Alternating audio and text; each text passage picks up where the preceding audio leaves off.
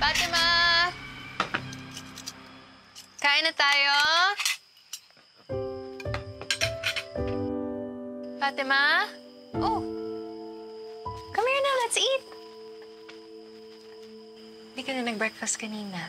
You have to eat. Hmm?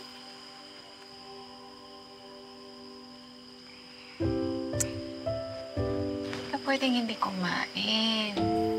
Kasi manghihina ka. Ano ba gusto mo kainin? Fatima.